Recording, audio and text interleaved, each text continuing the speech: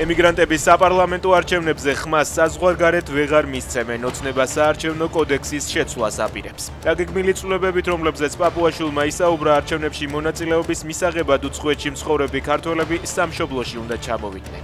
საქართველოშიც უწევს წასვლა მოქალაქეებს ერთი ადგილიდან მეორე ადგილზე ხმის მისაცემად. რა მნიშვნელობა აქვს ესეც ხომ ფინანსებთან არის დაკავშირებული, თქვა პაპუაშვილმა ემიგრანტებზე. ოცნება ღარიბაშვილის მიერ შექმნილ ანტიკორუფციულ სააგენტოს აუქმებს. პაპუაშვილის თქმით 2026 წლის 2 მარტიდან უწყების ფუნქციების სახელმწიფო აუდიტს გადაეცემა. უქმდება პერსონალურ მონაცემთა დაცვის სამსახურიც. ეს იყო გარედან თავს მოხვეული რაღაც დამოუკიდებელი ვითომ შექმნილი ორგანო, თქვა კალაძემ ჟურნალისტებთან საუბრისას. ციცაკის სპრეისა და აკუსტიკური იარაღის შესაძენად ცნობა იქნება საჭირო ელექტროშოკის ყიდვა კი აიკრძალება. საკანონმდებლო ცვლილება პარლამენტს უკვე წარადგინა. მასშტაბური შეთანხმება უკრაინასა და საფრანგეთს შორის მაკრონმა და ზელენსკიმ ხელი მოაწერეს დოკუმენტს, რომელიც ომში მყოფი უკრაინისთვის საბრძოლო ხომალდებისა და საჰაერო თავდაცვის სისტემების მიწოდებას ითვალისწინებს.